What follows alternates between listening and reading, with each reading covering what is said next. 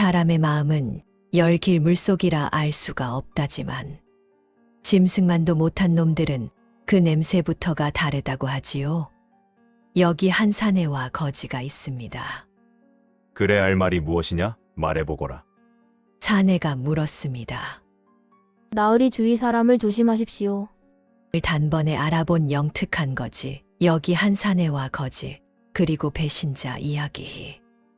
모두를 놀라게 할 이야기. 지금 바로 시작합니다. 구독과 좋아요는 꼭 눌러주세요. 감사합니다. 때는 바야흐로 탐관오리들의 횡포가 극에 달해 백성들의 신음소리가 하늘을 찌르던 조선 어느 해였습니다. 젊은 임금 이율은 구중궁궐 답답한 용상에 앉아 신하들이 올리는 거짓 상소문만 읽고 있을 수가 없었습니다. 밤마다 들려오는 백성들의 통곡 소리, 곤주림에 쓰러지는 아이들의 이야기, 그리고 탐관오리들이 백성의 피땀을 짜내어 배를 불리고 있다는 소문들이 임금의 귀에 끊임없이 들려왔습니다. 대신들은 입을 모아 태평성대라 아뢰었지만 임금의 가슴속 깊은 곳에서는 무언가 크게 잘못되어 가고 있다는 불안감이 끌어올랐습니다. 이대로는 안 되겠구나. 직접 백성들 속으로 들어가 이 나라의 진짜 모습을 봐야겠어. 임금은 밤새 고민 끝에 결심을 굳혔습니다. 용상에 앉아 듣는 말과 눈으로 직접 보는 것은 천지 차이였습니다. 신하들의 화려한 수사로 포장된 장계가 아닌 백성들의 생생한 목소리를 들어야만 했습니다. 조 대장, 채비는 끝났는가? 예, 전하. 아니, 나으리. 미천한 저의 목숨이 붙어있는 한 나으리의 털끝 하나 다치지 않게 할 것이니 염려 마시지요. 임금은 평범한 선비 복장을, 호위무사 조 대장은 갓을 쓴 하인 차림을 했습니다. 조 대장의 허리춤에는 묵직한 환도가 숨겨져 있었습니다. 겉보기엔 충직한 돌쇠 같아 보였지요. 넓은 어깨에 우람한 체격, 그리고 언제나 공손하게 고개를 숙이는 모습은 영락없는 충복의 모습이었습니다. 하지만 그가 고개를 숙일 때마다 입가에 스치는 비릿한 미소는 마치 먹잇감을 노리는 살모사 같았습니다. 그 눈빛 깊숙한 곳에는 임금도 그 누구도 눈치채지 못한 어두운 그림자가 도사리고 있었습니다. 마치 오랜 세월 기다려온 기회를 드디어 잡은 듯한 그런 음흉한 기운이 흘렀습니다. 허허, 자네만 믿네. 골박근 늑대들이 우글거리는 곳이라지 않나. 임금은 조 대장의 검은 속내를 까맣게 모른 채 그저 든든한 충신이라 믿고 궐 담장을 넘었습니다. 달빛만이 그들의 뒷모습을 비추는 가운데 두 사람은 어둠 속으로 사라졌습니다. 궐을 나서는 임금의 발걸음은 가벼웠지만 그의 뒤를 따르는 조 대장의 발소리는 묘하게 무거웠습니다. 밤 공기는 차가웠고 멀리서 개 짖는 소리가 들려왔습니다. 궐을 벗어나자 임금의 눈앞에는 평소 보지 못했던 세상이 펼쳐졌습니다. 허름한 초가집들, 곤줄인 아이들의 울음소리, 그리고 어둠 속에서 웅크리고 있는 백성들의 모습이 임금의 가슴을 찔렀습니다. 조 대장, 저것 좀 보게. 저렇게 추운 날씨에 아이가 저렇게 얇은 옷을 입고 있지 않은가. 그렇사옵니다. 나으리. 백성들의 삶이 이토록 고단하다니 참으로 안타까운 일이옵니다. 조 대장은 공손히 대답했지만 그의 눈빛은 차갑기만 했습니다. 마치 이 모든 것이 자신과는 상관없는 일인 양, 혹은 이 모든 것을 이용할 계략을 꾸미는 듯한 표정이었습니다. 두 사람이 당도한 곳은 왁자지껄한 저작거리였습니다. 하지만 활기는커녕 흙먼지만 풀풀 날리는 거리에는 뼈만 앙상한 백성들이 눈퀭한 얼굴로 앉아 있었지요. 한때는 온갖 물건과 사람들로 북적였을 이 저작거리는 이제 그림자만 남은 듯했습니다. 생선 파는 아낙네는 텅 빈 광주리를 안고 한숨만 쉬고 있었고, 곡식 가게 주인은 쥐꼬리만 한 쌀 한 마를 팔기 위해 애타게 손님을 기다리고 있었습니다. 대장간에서는 벌써 오래전에 불이 꺼진 듯 차가운 쇳덩이만 나뒹굴고 있었습니다. 거리를 오가는 사람들의 얼굴에는 희망이라곤 찾아볼 수 없었습니다. 모두들 고개를 푹 숙인 채 다음 끼니를 어떻게 구할지 걱정하는 표정이었습니다. 아이들은 굶주림에 울음소리조차 제대로 내지 못하고 어미의 품에 축 늘어져 있었고, 노인들은 담벼락에 기대어 그저 하루하루를 버티고 있을 뿐이었습니다. 임금은 이 처참한 광경을 보며 가슴이 찢어지는 듯했습니다. 궁궐에서 들었던 이야기와는 전혀 다른 참혹한 현실이 눈앞에 펼쳐져 있었습니다. 그때였습니다. 나으리 밥 한 술만 줍쇼 사흘을 굶었습니다요. 어디선가 썩은 내가 진동하더니 새카만 때가 꼬질꼬질한 꼬마 하나가 불쑥 나타나 임금의 앞을 가로막았습니다. 나이는 고작 7, 8이나 되었을까. 머리는 산발이고 옷은 넝마 조각이었지만 떼국물이 줄줄 흐르는 얼굴 속에 박힌 눈동자만큼은 짐승처럼 형형하게 빛나고 있었습니다. 이 아이가 바로 개똥이었습니다. 개똥이의 작은 손은 앙상하게 뼈만 남아 마치 나뭇가지 같았고, 배는 홀쭉하게 들어가 갈비뼈가 훤히 드러나 보였습니다. 발에는 신발도 없이 맨발로 서 있었는데 발바닥은 온통 상처투성이었습니다. 겨울 추위에 얼어터진 살갗 사이로 피가 배어 나오고 있었지만 아이는 그런 것조차 느끼지 못하는 듯했습니다. 나으리 제발요. 밥 한 숟갈만이라도.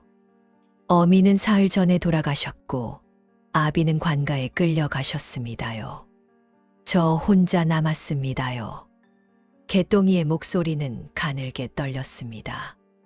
말을 할 때마다 입에서는 하얀 입김이 피어올랐고 그 작은 몸은 추위와 굶주림으로 부들부들 떨리고 있었습니다.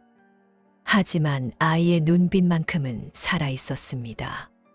살고자 하는 절박한 의지가 그 어린 눈 속에서 타오르고 있었습니다.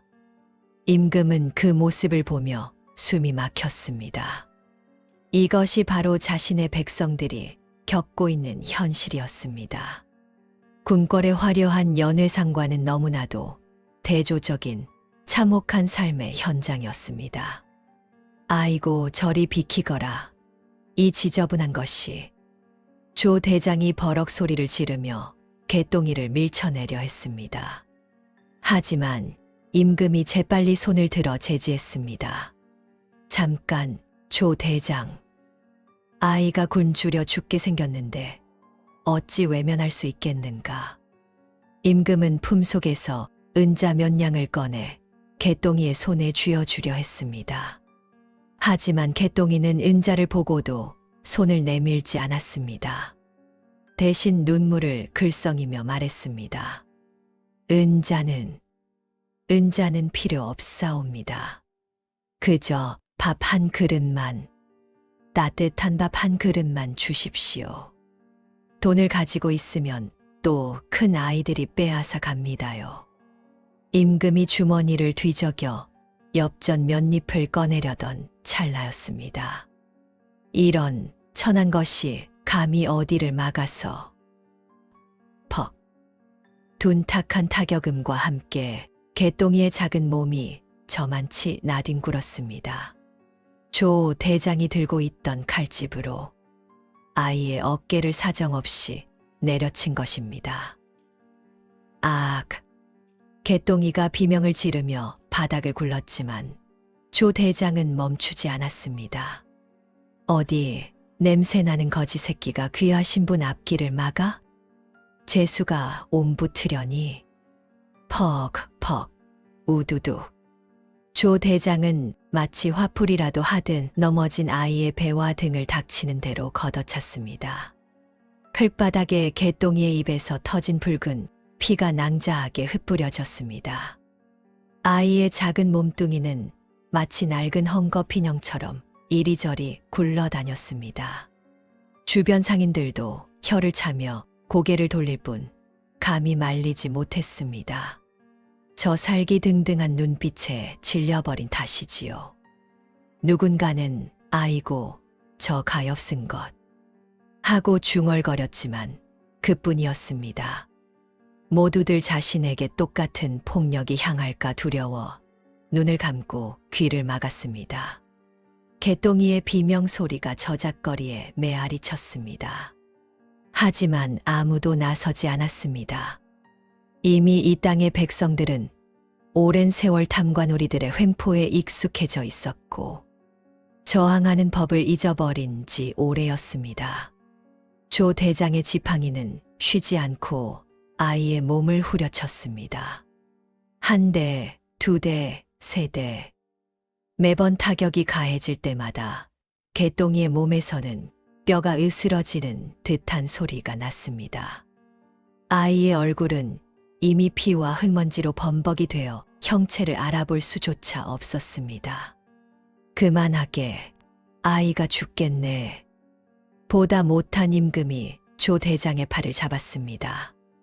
임금의 손은 분노로 떨리고 있었습니다. 어찌 이럴 수가 있단 말인가. 굶주린 아이에게 밥을 달라는 죄가 무엇이기에 이토록 가혹하게 매질을 가한단 말인가. 그제야 조 대장은 씩씩거리며 발길질을 멈췄습니다. 하지만 그의 눈빛에는 여전히 살기가 가득했습니다. 마치 아직도 성이 차지 않는다는 듯이 말입니다. 나으리, 이런 것들은 버릇을 고쳐놔야 합니다. 감히 네 앞길이라고. 조 대장의 목소리는 차갑고 냉혹했습니다. 그에게 개똥이는 사람이 아니라 그저 눈앞을 가로막은 하찮은 벌레에 불과했습니다. 그의 입가에는 여전히 그 비릿한 미소가 맴돌고 있었고 눈빛 깊숙한 곳에는 알 수 없는 광기가 일렁이고 있었습니다. 임금은 조 대장의 그런 모습을 보며 묘한 위화감을 느꼈습니다. 뭔가 이상했습니다. 단순히 거지 아이를 내쫓기 위한 것치고는 너무도 과격했고 너무도 잔인했습니다. 마치 일부러 그러는 것 같았습니다. 그때였습니다. 피투성이가 된 채 웅크리고 있던 개똥이가 부들부들 떨며 고개를 들었습니다. 터진 입술 사이로 피거품을 물고 아이가 쏘아본 것은 임금이 아니라 바로 조 대장이었습니다. 개똥이의 눈빛은 두려움이 아니라 분노로 가득 차 있었습니다.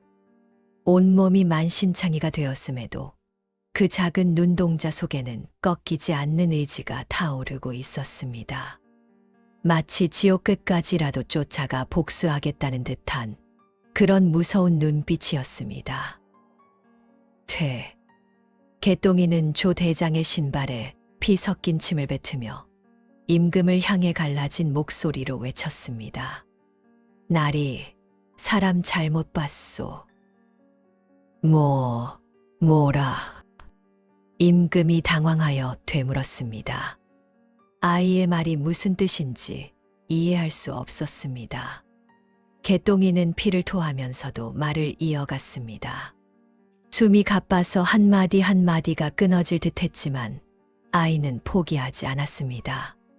지금 밥 주는 주인 손을 물어뜯으려고 이빨을 갈고 있는 미친 개새끼를 데리고 다니면서 누굴 보고 믿으라 마라 하시오. 저놈 눈을 보시오. 저건 사람이 아니라 피 맛을 본 늑대 눈깔이여. 개똥이의 목소리는 떨렸지만 그 안에는 확신이 담겨 있었습니다. 비록 어린아이였지만 거리에서 살아남기 위해 사람의 본성을 꿰뚫어보는 법을 배웠던 것입니다. 그리고 개똥이는 알고 있었습니다. 조 대장의 눈빛이 보통 사람의 것이 아니라는 것을. 저 눈빛은 자신을 여러 번 죽음으로 내몰았던 악당들의 눈빛과 똑같았습니다. 저놈은 나리를 지키려는 게 아니라 나리를 잡아먹으려는 겁니다요. 개똥이는 마지막 힘을 짜내어 외쳤습니다. 아이의 몸은 이미 한계에 달해 있었지만 임금을 향한 경고만은 반드시 전해야 했습니다. 거지 아이일지라도 착한 사람이 나쁜 사람에게 당하는 것을 보고만 있을 수는 없었습니다. 이놈이 끝까지. 조 대장의 얼굴이 시뻘개지며 다시 칼집을 높이 쳐들었습니다. 이번에는 아이의 아이를 죽일 기세였습니다. 그의 눈에는 사리가 가득했고 입가의 미소는 완전히 사라져 있었습니다. 대신 드러난 것은 냉혹한 살인자의 얼굴이었습니다. 감히 이 입을 놀려? 내 이빨을 모조리 뽑아서 다시는 헛소리 못하게 만들어주마. 조 대장의 손이 번쩍 올라갔습니다. 이번에는 지팡이가 아니라 허리춤에 숨겨둔 환도를 뽑으려는 움직임이었습니다. 더 이상 숨길 필요가 없다고 판단한 듯 그의 본성이 서서히 드러나기 시작했습니다. 가자. 시간이 지체되었다. 임금은 바닥에 쓰러진 개똥이를 뒤로하고 다시 발걸음을 옮겼습니다. 하지만 임금의 머릿속에는 아까 그 아이의 피 끓는 외침이 맴돌았습니다. 주인을 물어뜯을 늑대 눈깔. 그 말이 계속해서 귓가에 맴돌았습니다. 임금은 애써 그 생각을 떨쳐내려 했지만 개똥이의 절박한 목소리와 핏빛 눈동자가 자꾸만 뇌리에 새겨졌습니다. 아이는 분명 무언가를 알고 있었습니다. 저토록 심한 매질을 당하면서도 끝까지 경고를 외쳤던 것은 그냥 하는 말이 아니었습니다. 임금은 곁을 따르는 조 대장을 곁눈질로 살폈습니다. 평소라면 든든해 보였을 그의 침묵이 오늘따라 유난히 무겁고 서늘하게 느껴졌습니다. 조 대장의 발걸음은 언제나처럼 묵직했지만 어딘지 모르게 불길한 기운이 감돌았습니다. 그의 뒷모습을 바라보며 임금은 처음으로 의구심을 품게 되었습니다. 정말로 이 사람을 믿어도 되는 것일까? 아니, 처음부터 이 사람에 대해 제대로 알고 있기는 한 것일까? 두 사람이 향한 곳은 인적이 드문 까치 고개였습니다. 울창한 소나무 숲이 햇빛을 가려 대낮인데도 으스스한 냉기가 감돌았습니다. 바람이 불 때마다 소나무 가지들이 서로 부딪히며 귀신 우는 듯한 소리를 냈습니다. 까마귀들이 어디선가 불길하게 울어대고 발밑에서는 낙엽 밟는 소리만 바스락거렸습니다. 이 까치 고개는 예로부터 흉흉한 소문이 끊이지 않던 곳이었습니다. 밤이면 도적들이 출몰한다는 소문도 있었고 귀신이 나타나 지나가는 나그네를 홀린다는 이야기도 있었습니다. 하지만 무엇보다 무서운 것은 이곳에서 사라진 사람들이 한둘이 아니라는 점이었습니다. 임금은 점점 불안해졌습니다. 왜 하필 이런 으슥한 곳으로 오게 된 것일까? 분명 저작거리를 지나 백성들이 사는 마을로 가기로 했었는데 어느새 길은 이 깊은 산속으로 이어져 있었습니다. 조 대장, 산세가 험하구나. 자맹이라지만 너무 깊이 들어온 것 아닌가. 임금의 물음에 앞서 걷던 조 대장이 멈칫했습니다. 그의 손이 슬그머니 허리춤에 숨겨둔 환도 자루를 더듬었습니다. 그 미묘한 동작을 임금은 놓치지 않았습니다. 조 대장의 손이 자연스럽게 하지만 확실하게 칼자루로 향하는 것을 보는 순간 임금의 심장이 쿵 하고 내려앉았습니다. 나으리, 깊은 곳일수록 보는 눈이 없어 좋지 않습니까? 조 대장의 목소리에는 미묘하게 비아냥거리는 투가 섞여 있었습니다. 이제는 나으리라는 호칭조차 조롱처럼 들렸습니다. 평소에 공손한 어조는 온데간데 없고 대신 차갑고 냉소적인 음성이 숲속에 메아리 쳤습니다. 임금의 등골에 소름이 쫙 끼쳤습니다. 순간 모든 것이 명확해졌습니다. 개똥이의 경고, 조 대장의 이상한 행동들, 그리고 이 으슥한 고갯길로 인도한 것까지. 모든 것이 하나로 연결되었습니다.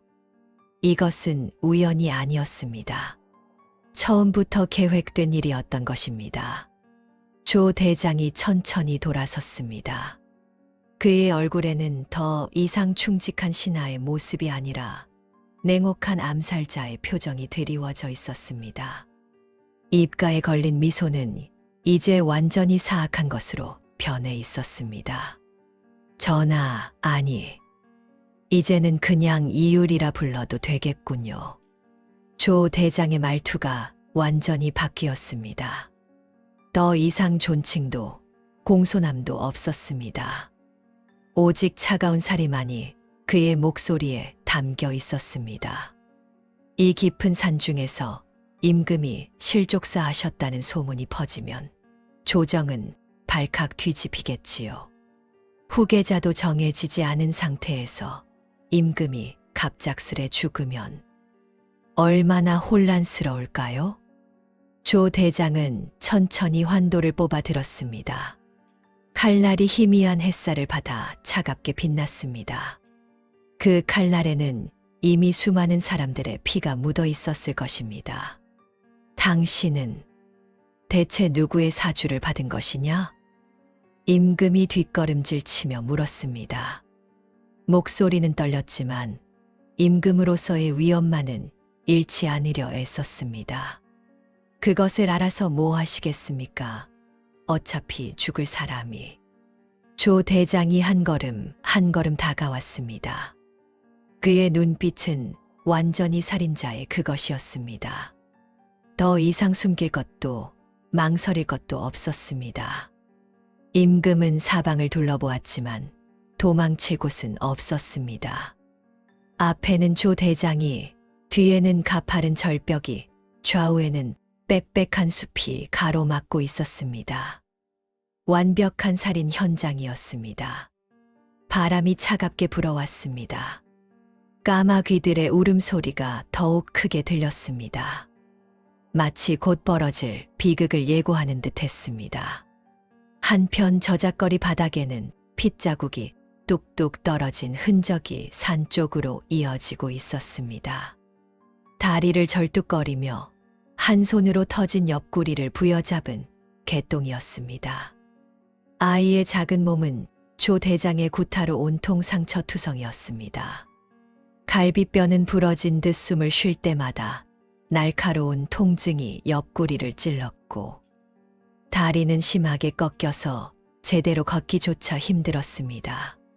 하지만 개똥이는 멈추지 않았습니다. 한 걸음 한 걸음이 고통의 연속이었지만 아이는 꾸역꾸역 앞으로 나아갔습니다. 핏방울이 흙바닥에 떨어질 때마다 발자국이 새겨졌고 그 자국들은 까치 고개로 이어지는 길을 따라 점점이 박혀 있었습니다. 아파 죽겠네. 개똥이는 식은땀을 비 오듯 흘리면서도 이를 악물었습니다. 입술은 이미 하얗게 질려 있었고 얼굴에서는 핏기가 완전히 가셨습니다. 몇 번이고 그 자리에 주저앉고 싶었지만 아이는 쓰러지지 않았습니다.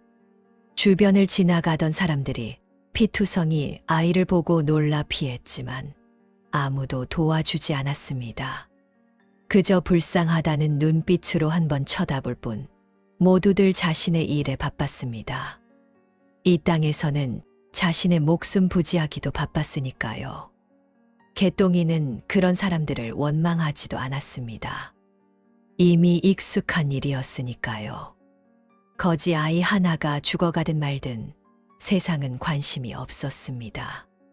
그것이 개똥이가 배운 세상의 법칙이었습니다. 그런데 왜일까요? 그냥 도망쳤으면 될 것을 왜 굳이 그 무서운 칼잡이를 뒤쫓는 걸까요? 상식적으로 생각하면 미친 짓이었습니다. 7살 아이가, 그것도 온몸이 만신창이가 된 상태로 무시무시한 칼잡이를 쫓아간다는 것은 자살 행위나 다름없었습니다. 조금이라도 정신이 온전한 사람이라면 절대 하지 않을 선택이었습니다. 하지만 개똥이에게는 이유가 있었습니다. 그 나으리 나를 사람처럼 봐줬어. 모두가 냄새 난다고 코를 막을 때 유일하게 안타까운 눈으로 자신을 바라봐 준 그 눈빛. 개똥이는 평생 처음 받아본 그 따뜻한 시선을 잊을 수 없었습니다. 그 눈빛 속에는 경멸도, 혐오도, 무관심도 없었습니다. 오직 진심 어린 걱정과 연민만이 담겨 있었습니다. 마치 개똥이를 하나의 인격체로 소중한 생명으로 바라보는 듯한 눈빛이었습니다. 태어나서 처음이었습니다. 누군가가 자신을 사람으로 대해준 것이. 어미는 일찍 죽었고 아비는 빚에 쪼들려 자식을 때리기만 했습니다. 거리의 사람들은 개똥이를 보면 쫓아냈고 아이들은 돌을 던졌습니다. 상인들은 도둑놈 취급을 했고 관아의 관리들은 발길질을 했습니다. 하지만 그 나으리는 달랐습니다. 비록 짧은 순간이었지만 그 눈빛만은 진짜였습니다. 개똥이는 알 수 있었습니다. 거짓 연민과 진짜 연민의 차이를. 그리고 그 나으리의 눈빛은 진짜였습니다. 게다가 그 옆에 있는 놈에게선 확실히 죽음의 냄새가 났습니다. 개똥이는 거리에서 살아남기 위해 본능적으로 위험을 감지하는 법을 터득했습니다. 누가 자신을 해칠지, 누가 위험한 사람인지 냄새만으로도 알 수 있었습니다. 그리고 조 대장에게서 풍기는 냄새는 개똥이가 지금까지 맡아본 것 중 가장 지독한 죽음의 냄새였습니다. 저 놈은 분명 그 착한 나으리를 해칠 것입니다. 아니, 이미 해치려는 계획을 세워놓았을 것입니다. 그렇지 않고서야 저렇게 사람을 차갑게 대할 리가 없었습니다. 안 돼. 저 나으리는 죽으면 안 돼. 개똥이는 품속에 아까 주워둔 날카로운 짱돌 2개를 꽉 쥐었습니다.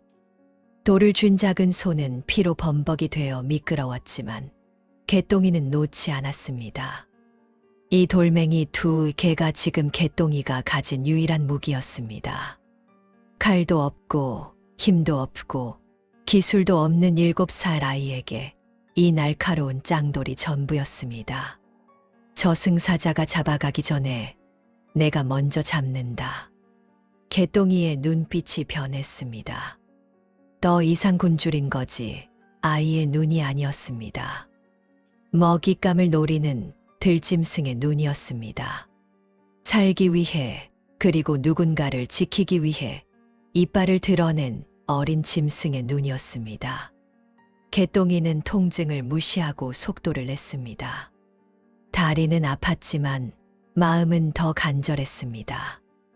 옆구리에서는 계속 피가 흘렀지만 발걸음은 멈추지 않았습니다. 산길은 가팔랐고 숲은 어두웠습니다. 하지만 개똥이는 2 사람의 발자국을 정확히 따라갔습니다. 거리에서 살아남기 위해 익힌 추적 기술이 지금 빛을 발했습니다. 점점 가까워지고 있었습니다. 저 앞 어딘가에 그 나으리와 저 나쁜 놈이 있을 것입니다. 그리고 개똥이는 알고 있었습니다. 자신이 도착했을 때 이미 끔찍한 일이 벌어지고 있을 것이라는 것을. 조금만 더. 개똥이는 마지막 힘을 짜내어 까치 고개를 향해 달렸습니다. 작은 몸이 나뭇가지에 긁히고 돌부리에 걸려 넘어지기도 했지만 아이는 일어났습니다. 몇 번이고. 그렇게 개똥이는 죽음을 향해 아니 생명을 구하기 위해 달려갔습니다. 고개 정상 깎아지른 절벽 앞에 다다르자 조 대장이 걸음을 멈췄습니다. 바람 소리조차 들리지 않는 정막 속에서 조 대장이 천천히 뒤를 돌았습니다.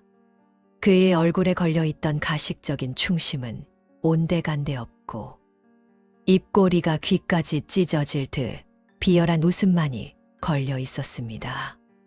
그 모습은 마치 오랫동안 쓰고 있던 가면을 벗어던진 것 같았습니다.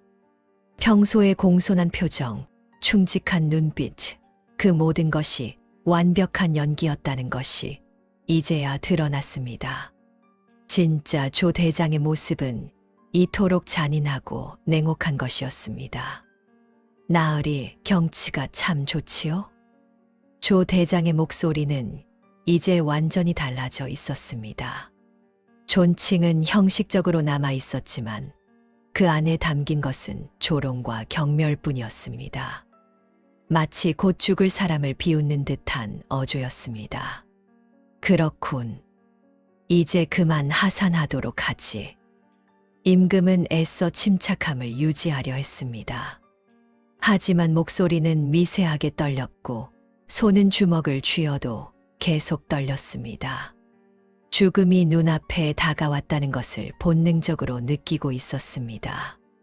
하산이라 아쉽게 되었습니다. 나으리는 이곳에서 영원히 쉬시게 될 겁니다. 조 대장의 말에는 한 점의 주저함도 없었습니다. 마치 오래전부터 계획해온 일을 드디어 실행에 옮기는 듯한 그런 확신에 찬 어조였습니다. 스르릉. 섬뜩한 금소금과 함께 조 대장이 시퍼런 환도를 뽑아들었습니다. 칼이 칼집에서 빠져나오는 소리가 적막한 산 속에 크게 울려 퍼졌습니다. 그 소리는 마치 죽음의 선고처럼 들렸습니다. 햇빛에 반사된 칼날이 임금의 목을 정조준했습니다. 예리하게 벼려진 칼날에는 살기가 서려 있었고 그 끝은 정확히 임금의 숨통을 겨냥하고 있었습니다. 조 대장은 칼을 들고 천천히 검새를 취했습니다. 수십 년간 갈고 닦은 솜씨가 그 자세 하나에도 드러났습니다. 이 자는 단순한 무사가 아니었습니다. 수많은 사람을 베어온 노련한 살수였습니다. 조 대장, 내 놈이 미쳤구나. 이게 무슨 짓이냐? 임금이 소리쳤지만 그 목소리는 공허하게 숲속으로 흩어질 뿐이었습니다. 이곳은 아무도 없는 깊은 산속이었습니다. 아무리 크게 소리쳐도 아무도 들어주지 않았습니다. 미친 건 전하십니다. 힘없는 백성을 챙긴답시고 양반들 밥그릇을 건드리다니요. 조 대장의 목소리에는 비아냥이 가득했습니다. 그는 한 걸음 한 걸음 임금을 향해 다가갔습니다. 저희 대감마님들이 아주 불편해하십니다. 백성들이 굶어 죽든 말든 그건 하늘의 뜻이라 하시더군요. 그런데 전하께서 직접 나서서 탐관오리를 색출하겠다고 하시니 이거 큰일 아니겠습니까? 조 대장의 말에서 배후가 드러났습니다. 이것은 단순히 한 무사의 배신이 아니었습니다. 조정의 권력자들, 백성의 고혈을 빨아먹고 있는 탐관오리들이 함께 꾸민 거대한 음모였습니다.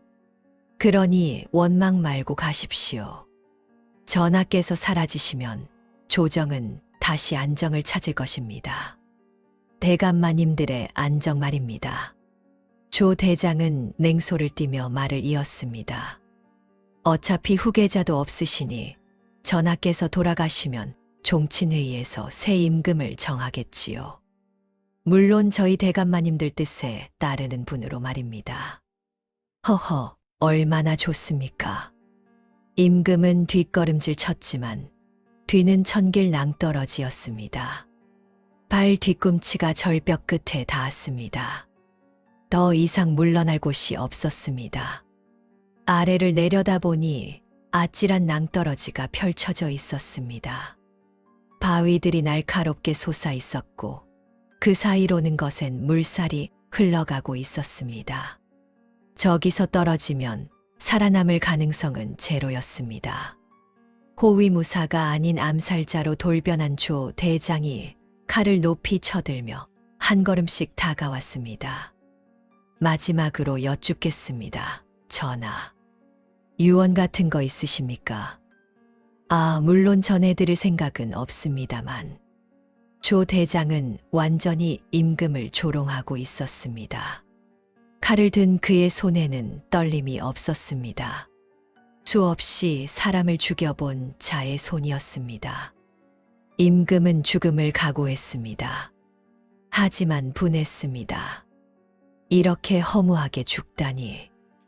백성을 위해 무언가를 해보지도 못하고 이 땅의 부패를 뿌리 뽑지도 못하고 죽다니. 이것이 나의 끝인가? 조 대장의 칼이 번쩍 들어 올려졌습니다. 이제 그 칼이 내려오면 모든 것이 끝날 것입니다. 젊은 임금의 짧은 생애가, 그리고 백성을 향한 꿈이 모두 이곳에서 끝날 것입니다. 칼이 하늘 높이 치켜 올려졌습니다. 햇빛을 받아 번쩍이는 칼날이 무지개처럼 빛났습니다. 아이러니하게도 아름다운 광경이었습니다. 죽음의 광경이. 조 대장의 입가에 최후의 미소가 번졌습니다. 승리의 미소였습니다. 그럼 편히 가십시오. 전하. 칼이 내려오려는 순간이었습니다. 부스럭. 덤불 뒤에서 무언가 움직이는 소리가 들렸습니다. 조 대장의 손이 멈칫했습니다.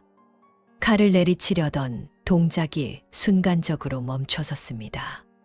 그의 예리한 감각이 뭔가 이상한 기운을 포착한 것입니다. 누구냐? 조 대장이 날카롭게 소리쳤습니다. 칼날은 여전히 임금을 향하고 있었지만 그의 시선은 덤불 쪽으로 향했습니다. 눈빛이 더욱 날카로워졌습니다.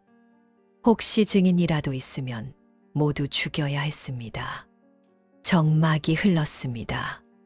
바람 소리만이 쌩쌩 불어왔습니다. 그리고 죽어라.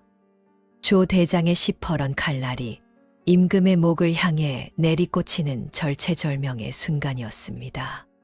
칼날이 햇빛을 받아 번쩍이며 내려왔습니다. 시간이 느리게 흐르는 듯 했습니다. 임금은 눈을 감았습니다. 이것이 마지막이구나.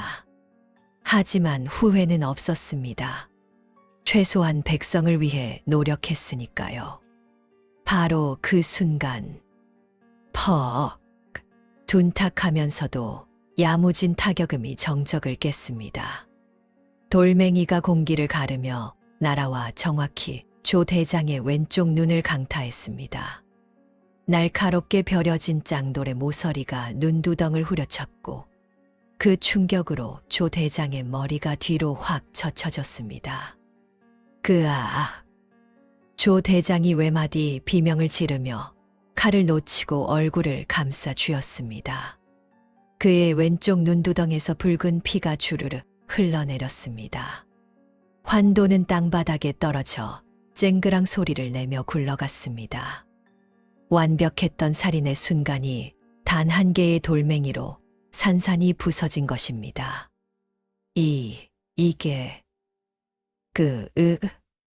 조 대장은 왼손으로 얼굴을 감싸 쥐고 비틀거렸습니다. 손가락 사이로 피가 철철 흘러내렸습니다. 눈이 제대로 맞았는지 시야가 완전히 흐려졌습니다. 왼쪽 눈은 거의 보이지 않았고 엄청난 통증이 머리를 쪼개는 듯 했습니다. 누구냐? 똑이 바짝 오른 조 대장이 남은 한 눈으로 노려본 곳에는 덤불을 헤치고 나온 조그만 그림자가 서 있었습니다. 온몸이 피투성이가 된 채 짱돌을 손에 쥔 개똥이었습니다. 아이의 모습은 처참했습니다. 옆구리에서는 여전히 피가 흘러내리고 있었고 다리는 심하게 절고 있었습니다. 얼굴은 온통 흙과 피로 범벅이 되어 원래 모습을 알아보기 힘들 정도였습니다. 입술은 갈라져 피가 맺혀 있었고 숨을 쉴 때마다 고통스러운 신음이 새어 나왔습니다. 하지만 개똥의 눈빛은 죽지 않았습니다. 아니, 오히려 더욱 불타올랐습니다. 저 어린 나이에 이미 죽음을 여러 번 넘나들었던 아이답게 개똥이는 살아남는 법을 알고 있었습니다.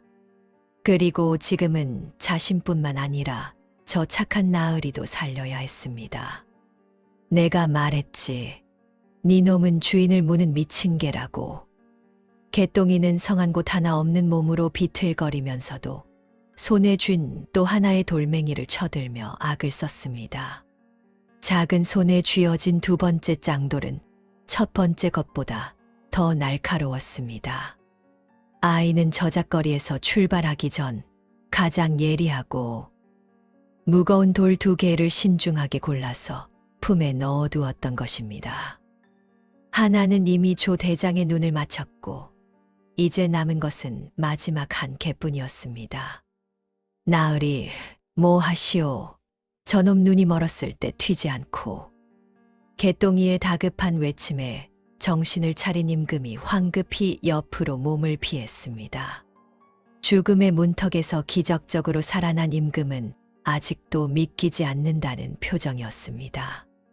방금 전까지만 해도 자신의 목이 잘릴 것이라 확신했는데 이 작은 거지 아이가 나타나 자신을 구해준 것입니다. 개똥이, 내가 말씀 마시오. 저놈이 아직 안 죽었소. 개똥이의 외침이 채 끝나기도 전에 조 대장이 땅에 떨어진 환도를 향해 손을 뻗었습니다. 한쪽 눈은 멀었지만 그는 여전히 무시무시한 살수였습니다. 오랜 세월 수많은 암살을 성공시켜온 노련한 자객이었습니다. 이 정도 부상으로 포기할 사람이 아니었습니다. 이런 거지 새끼 주제에 조 대장의 목소리는 분노로 일그러져 있었습니다. 완벽한 계획이 7살짜리 거지 아이 하나 때문에 망가진 것입니다. 자존심이 완전히 구겨졌습니다. 내 놈 따위가 감히. 조 대장은 환도를 집어들고 휘청거리며 일어섰습니다. 왼쪽 눈에서는 계속 피가 흘렀지만 오른쪽 눈은 여전히 살아있었습니다. 그 눈은 이제 개똥이를 향해 있었습니다. 먼저 내 놈부터 갈기갈기 찢어서 죽여주마. 조 대장이 칼을 들고 개똥이를 향해 달려들었습니다. 비록 한쪽 눈이 멀었지만 그의 검술 실력은 여전했습니다. 칼이 번쩍이며 개똥이를 향해 날아왔습니다. 개똥이는 재빨리 몸을 굴려 피했습니다. 하지만 상처투성이 몸은 제대로 반응하지 않았습니다. 칼날이 아이의 팔을 스쳤고 새로운 상처가 생겼습니다. 개똥이가 신음을 토했지만 손에 쥔 마지막 돌멩이는 놓지 않았습니다. 나으리, 도망가시오. 빨리. 개똥이는 소리쳤습니다. 하지만 임금은 도망가지 않았습니다. 어떻게 자신을 구해준 아이를 버리고 도망갈 수 있단 말입니까? 안 돼, 개똥아. 임금이 외쳤지만 이미 조 대장의 칼은 다시 한번 개똥이를 향해 내려오고 있었습니다. 개똥이는 마지막 힘을 다해 남은 돌멩이를 던졌습니다. 이놈의 오른쪽 눈깔도 확! 돌멩이가 다시 한번 공기를 가르며 날아갔습니다. 하지만 이번에는 조 대장도 준비가 되어 있었습니다. 그는 고개를 살짝 돌려 돌을 피했고 돌멩이는 빗나가 조 대장의 볼을 스치고 지나갔습니다. 헛수고다. 이 벌레 같은 놈. 조 대장의 칼이 개똥이를 향해 무섭게 내려왔습니다. 이번에는 피할 수 없었습니다. 개똥이의 눈에 칼날이 점점 커지며 다가왔습니다. 바로 그때였습니다. 하지만 임금은 도망치지 않았습니다. 오히려 바닥에 떨어진 조 대장의 환도를 발끝으로 툭 차올려 순식간에 손에 쥐었습니다. 그 동작이 어찌나 빠르고 매끄러운지 마치 춤을 추는 듯 했습니다. 검이 공중에서 한 바퀴 회전하며 그의 손바닥에 착 달라붙었고 칼자루를 쥔 순간 임금의 전신에서 범상치 않은 기운이 뿜어져 나왔습니다. 조 대장, 내 놈은 내가 꼴 안에서 책만 있는 새님인 줄 알았더냐? 임금의 눈빛이 돌변했습니다. 한때 온화했던 그 눈동자에서 이제는 날카로운 검광이 서렸습니다. 사실 이 율은 세자 시절부터 조선 제1의 무관들에게 검수를 사사받은 숨은 고수였습니다.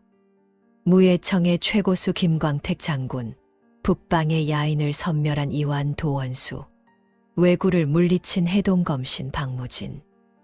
이들 모두가 어린 세자에게 평생의 무공을 전수했습니다.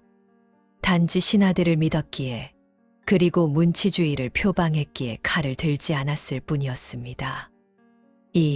이럴 수가 전하께서 무예를?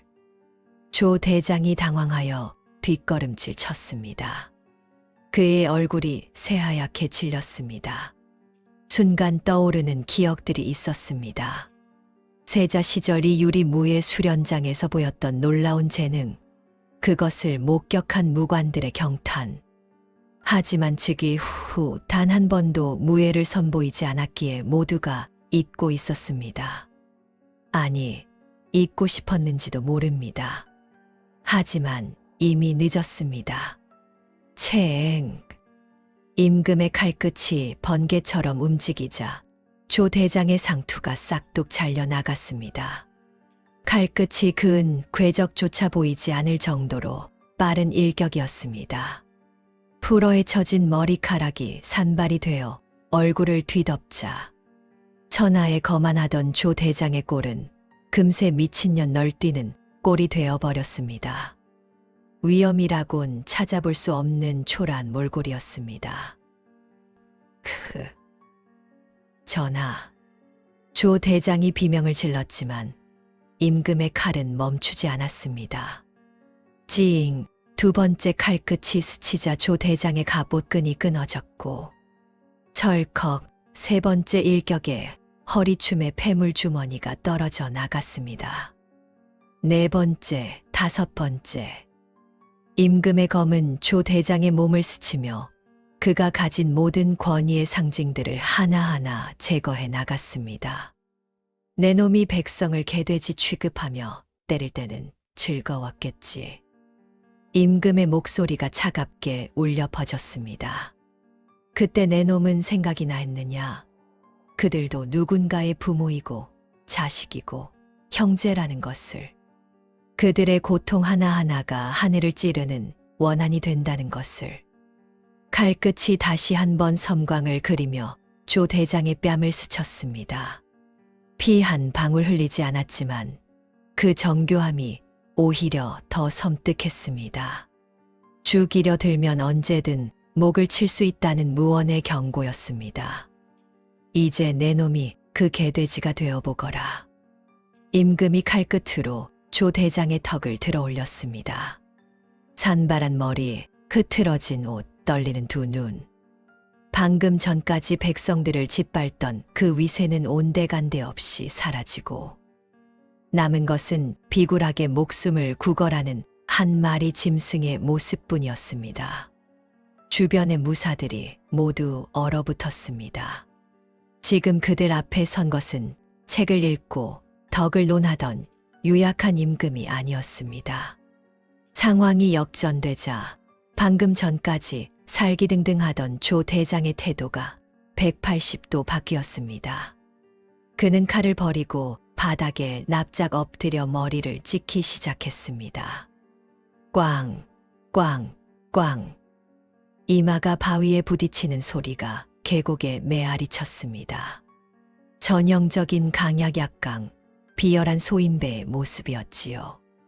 강한 자 앞에서는 굽실거리고 약한 자 앞에서는 발악하는 그런 치졸한 인간 말입니다. 저 전하, 죽을 죄를 지었습니다. 이 미천한 개돼지 같은 놈이 한순간 정신이 나가서 조 대장의 목소리가 떨렸습니다. 방금 전까지 백성들을 내려치던 그 우렁찬 목소리는 온데간데 없고 남은 것은 구역질 나는 애걸뿐이었습니다. 저는 그저 대감마님들이 시키는 대로 윗분들의 명을 따랐을 뿐이옵니다. 제발 목숨만은. 시끄럽다. 임금의 호통이 천지를 울렸습니다. 그 소리에 조 대장의 몸이 움찔했고 주변의 나무잎들이 바들바들 떨렸습니다. 내 놈은 명령을 따른 것이 아니라 권력을 빙자해 약자를 짓밟는 쾌락을 즐긴 것이다. 그 악한 눈빛을, 그 비열한 웃음을 내가 똑똑히 보았노라. 임금의 호통과 함께 개똥이가 비틀비틀 다가왔습니다. 얼굴은 퉁퉁 부어있고 다리는 후들거렸지만 그 작은 몸에서 묘한 기운이 솟아올랐습니다. 임금은 칼을 거두고 개똥이에게 길을 터주었습니다. 아이야, 내 분이 풀릴 때까지 하거라. 임금의 허락이 떨어지자 개똥이는 퉁퉁 부은 눈으로 바닥에 엎드린 거구를 내려다보았습니다. 아까 자신을 벌레 보듯 하던 그 위풍당당함은 어디 가고 벌벌 떠는 똥개 한 마리만 남아 있었습니다. 산발한 머리, 흙투성이 얼굴, 눈물 콧물 범벅이 된 그 꼴이란 참으로 가관이었습니다. 아까 나보고 냄새난다고 했지. 개똥이의 목소리는 작았지만 그 안에는 오랜 세월 쌀인 한이 서려 있었습니다. 나보고 개돼지라고 벌레라고 했지. 개똥이는 품 안에서 꼬깃꼬깃 아껴둔 쉰내 나는 주먹밥 덩어리를 꺼냈습니다. 사흘 전에 동량받아 조금씩 나눠 먹으려고 소중히 간직했던 그의 유일한 재산이었습니다. 그리고는 조 대장의 입안에 거칠게 쑤셔 넣었습니다. 처먹어. 이게 백성들이 흘린 피눈물 맛이다. 개똥이의 작은 손이 떨렸지만 그 움직임만큼은 단호했습니다. 맛이 어떠냐, 이 나쁜 놈아. 우리가 이런 걸 먹으면서도 세금을 바쳤는데 너희들은 그 돈으로 기생이나 껴안고 술이나 처먹었지.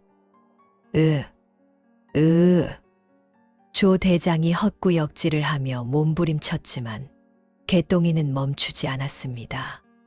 상한 밥이 목구멍을 타고 넘어가며 조 대장의 얼굴이 시퍼렇게 질렸습니다. 그때였습니다. 타타타타. 산 아래에서 말발굽 소리와 함께 흙먼지를 일으키며 수십 명의 금군왕의 친위대이 달려 올라왔습니다. 붉은 갑옷에 창과 칼로 무장한 그들의 행렬이 산길을 뒤덮었습니다. 임금이 미리 잠행을 떠나기 전 혹시나 하여 뒤따르게 했던 그림자 무사들이었습니다. 거리를 두고 은밀히 호위하다가 신호를 받고 달려온 것입니다. 역적 조가 놈을 당장 포박하여 의금부로 압송하라. 임금의 명이 떨어지자 금군들이 일제히 무릎을 꿇었습니다. 능지처참을 하여 저작거리에 효수할 것이다. 그리고 이 역적이 섬긴 대감들의 명단을 낱낱이 캐내어라. 백성을 짓밟은 자들 한 놈도 빠짐없이 응당한 대가를 치르게 할 것이다. 예, 전하. 금군들의 우렁찬 대답이 산을 흔들었습니다. 삽시간에 조 대장의 온몸이 밧줄로 꽁꽁 묶였습니다. 발, 다리, 목, 허리. 마치 꽁꽁 묶인 멧돼지처럼 그는 더 이상 움직일 수조차 없었습니다. 전하, 잘못했사옵니다. 다시는 이러지 않겠사옵니다. 제발. 온몸이 밧줄로 꽁꽁 묶인 조 대장은 질질 끌려가며 비참하게 울부짖었습니다. 하지만 아무도 그의 말에 귀 기울이지 않았습니다. 백성들이 그토록 애걸했을 때 그가 귀를 막았던 것처럼 말입니다. 으악, 살려주시옵소서, 살려만. 그의 비명은 점점 멀어져 갔고 긴장이 풀린 개똥이는 그 자리에서 스르르 임금의 품으로 쓰러졌습니다. 아이고, 전하. 개똥이의 작은 목소리가 임금의 귓가에 닿았습니다. 임금은 그 작은 몸을 조심스럽게 받아 안았습니다. 상처투성이 몸, 퉁퉁 부은 얼굴. 하지만 개똥이의 입가에는 희미한 미소가 걸려 있었습니다. 이제 우리도 사람 대접을 받을 수 있는 것이옵니까? 그렇고 말고 찜이 약속하노라. 임금의 눈가에 뜨거운 것이 맺혔습니다. 여기가 저승인가? 개똥이가 눈을 떴을 때 코를 찌르던 썩은 시궁창 냄새는 온데간데 없고 은은한 난초 향기가 가득했습니다. 몸에 닿는 감촉은 거친 집단이 아니라 보드라운 명주, 비단 이불이었습니다. 일어났느냐, 나의 은이나. 머리맡에는 골룡포를 정갈하게 차려입은 임금이 인자한 미소로 개똥이를 내려다보고 있었습니다. 나으리, 아니 전하. 개똥이가 화들짝 놀라 일어나려 하자 임금이 다가와 아이의 헌신짝 같은 손을 꼭 잡았습니다. 내가 아니었다면 나는 그 산에서 원혼이 되었을 것이다. 너는 내 목숨을 구한 생명의 은인일 뿐만 아니라 썩은 눈을 가진 나에게 세상을 보는 참된 눈을 뜨게 해준 스승이다. 임금은 그날로 천의 고아인 개똥이를 양자로 거두었습니다. 개똥이라는 이름 대신 명이라는 새 이름을 하사했습니다. 세상을 밝게 비추라는 뜻이었지요. 세월은 흘러 15년 뒤 조정에는 탐관오리들이 벌벌 떠는 저승사자가 등장했습니다. 바로 훤칠한 청년으로 성장한 개똥이 이 명이었습니다. 그는 과거에 장원 급제하여 암행어사가 되었습니다. 암행어사 출두요. 어느 고을 관아 백성들을 수탈하던 사또가 혼비백산하여 마당으로 굴러떨어졌습니다. 마패를 들어 보인 청년 어사는 서리빨 같은 목소리로 꾸짖었습니다. 내 놈 눈에는 백성들이 뜯어먹을 고깃덩어리로 보이느냐? 내 눈에는 내 놈이 나라를 좀먹는 구더기로 보인다. 개똥이는 어릴 적 자신이 겪었던 서름을 잊지 않고 힘없고 가난한 백성들의 눈물을 닦아주는 조선 최고의 명판관이 되었습니다. 그가 가는 곳마다 억울한 백성들의 만세 소리가 끊이지 않았다고 합니다.